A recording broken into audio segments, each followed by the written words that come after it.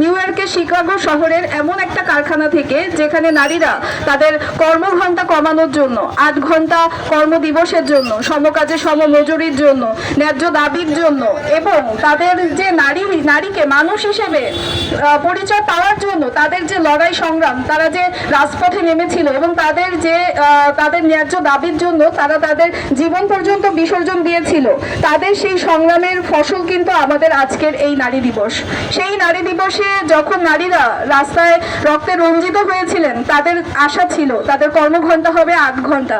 তারা যখন মাতৃত্বকালীন একটা সময় কাটাবেন, সে সময় তাদের দরকার ছিল 6 মাসের ছুটি, দরকার ছিল তাদের এমন কিছু বেতন যে বেতনে সে খেয়ে পড়ে বেঁচে থাকতে পারবে এবং পরে দরকার ছিল তার চাকরি, যেটা সে 6 মাস পরে এসেও বলবৎ পাবে। তার সাথে সাথে তাদের ভোটাধিকারেরও প্রয়োজন ছিল। আজ 1857 সালের পর আমরা যখন আজ 2026 সালে আছি, সেই একই দাবি নিয়ে আজও আমরা রাজপথে আছি। সেই শিকাগো শহরে যখন এই সবাই মিলে যখন এই দাবি আদায়ের জন্য নিজেদের জীবন দিয়েছিলেন সেই নারীরা, আজও আমাদের এই 2026 সালে এসে সেই প্রায় একই দাবির জন্য রাজপথে নামতে হচ্ছে। আর যদি আমরা নিউ ইয়র্কের কথা বাদ দেই, আমাদের দেশের কথা যদি দেখি, আমাদের দেশে আজকে নারীর সংখ্যা যদি আমরা এখন দেখি যে আমাদের বাংলাদেশে জনসংখ্যার মধ্যে নারীর সংখ্যা কিন্তু 50-এরও বেশি। তো এমন একটা দেশ যেখানে 50%-এরও বেশিরভাগ নারী, সেই নারীর যখন তার অধিকার আদায়ের জন্য রাস্তায় নামতে হয়, সেই নারীকে যখন কর্মক্ষেত্রে সমান অধিকার দেওয়া হয় না, তাকে যখন দমিয়ে রাখা হয় পদে পদে, ঘরে যখন নারী কোনো মূল্যায়ন থাকে না, নারী যেখানে সে মা, যেখানে সে বোন, যেখানে সে একটা স্কুলে যদি কেউ শিক্ষিকা হয়, কোনো একটা হাসপাতালে সে যদি ডাক্তার হয়, তাহলে দেখা যাচ্ছে সেখানে তাকে কোনো রকম সম্মানই দেওয়া হচ্ছে না, বরঞ্চ নারী হিসেবে তাকে একটা দ্বিতীয় শ্রেণীর নাগরিক হিসেবে এখানে দেখা হচ্ছে। আর তাই পদে পদে নারীরা যে কোনো জায়গায় তারা হচ্ছে লাঞ্ছিত, তারা হচ্ছে অপমানিত। নারী যখন একটা সন্তান জন্মদান করছে, নারী যখন তার মাতৃত্বকালীন সময়ে আছে, তখন দেখা যাচ্ছে যে নারীকে তার প্রাপ্য যে ছুটিটা, সবেতন ছুটি পর্যন্ত দেওয়া হচ্ছে না। এখানে আমরা দেখি যে আমাদের যে সরকারিভাবে 6 মাসের মাতৃত্বকালীন ছুটি দেওয়া হয় এবং বেসরকারিতে দেওয়া হয় 3 মাস, কিছু ক্ষেত্রে 4 মাসের ছুটি দেওয়া হয়। তাহলে এখানে তো প্রশ্ন থেকেই যায় যে যদি সরকারি যারা চাকরিজীবী নারী, তাদের মাতৃত্বকালীন ব্যবস্থাটা কি অন্যরকম, তারা কি অন্যভাবে নারী মা হচ্ছেন, এবং যারা বেসরকারি কাজ করছেন তারা 3 মাসের যে ছুটি ভোগ করছেন, তাহলে তাদের এখানে মাতৃত্বে কি অন্য কোনো ব্যাপার আছে যে তারা 3 মাসে একদম কোনো একটা কিছু এগিয়ে নিয়ে যাবেন? এখানেও একটা বৈষম্য দেখা যাচ্ছে। যখন নারীর মজুরির ক্ষেত্রে আসে, তো তখন পুরুষ এবং নারী যখন একই সমান কাজ করছে, সেখানে নারীকে তার অর্ধেক পরিমাণ টাকা দেওয়া হচ্ছে, যেখানে পুরুষ তার দ্বিগুণ পরিমাণ টাকা পাচ্ছে। এই সমস্যাগুলো আছে। এর সাথে সাথে যখন আমাদের দেশের অর্ধেকের বেশি নারী আছে, সেখানে আমরা যখন কোনো রাস্তায় চলাচল করি, আমরা কোনো একটা শহর, এক শহর থেকে আরেক শহরে যাই, সেখানে এমনকি একটা পাবলিক টয়লেট পর্যন্ত নারীদের জন্য নেই। নারীরা যখন এক জায়গা থেকে অন্য জায়গায় যাবে, তাদের পরিচ্ছন্ন হওয়ার জন্য কোনো ব্যবস্থা নেই। এছাড়া নারী তার সন্তানকে বাসায় কার কাছে রেখে তারপরে সে কর্মস্থলে যাবে?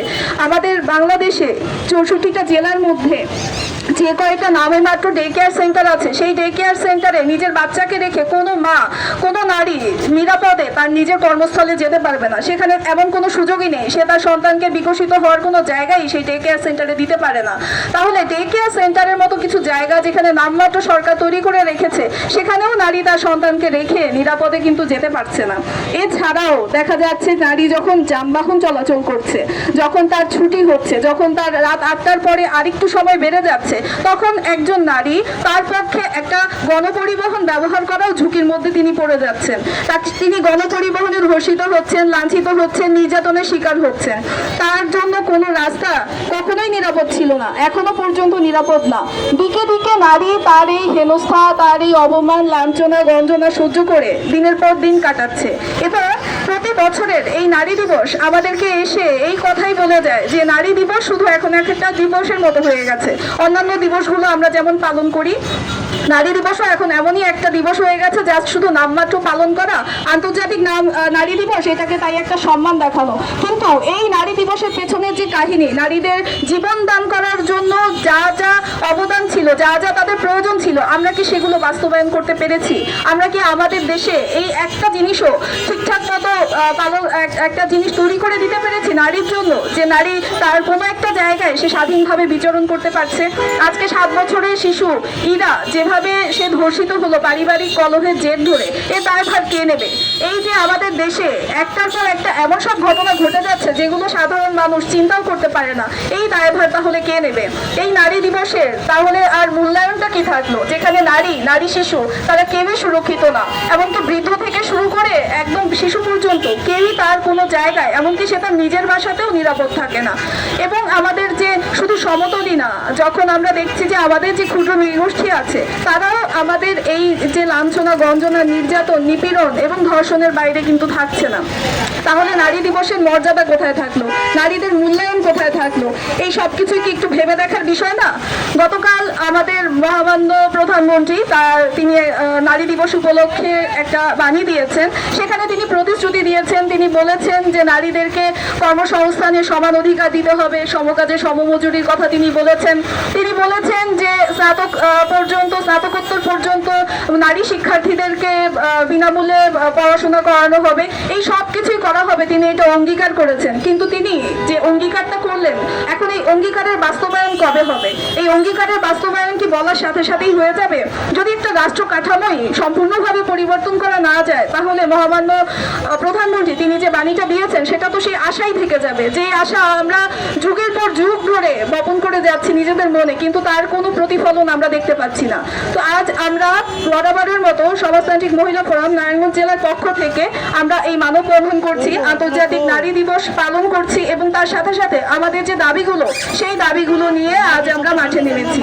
আজকে সভার সঞ্চালনা করার জন্য আমি নারায়ণগঞ্জ সমাজতান্ত্রিক মহিলা ফোরাম নারায়ণগঞ্জ জেলার সাধারণ সম্পাদক সুলতানা আক্তারকে আহ্বান জানাই।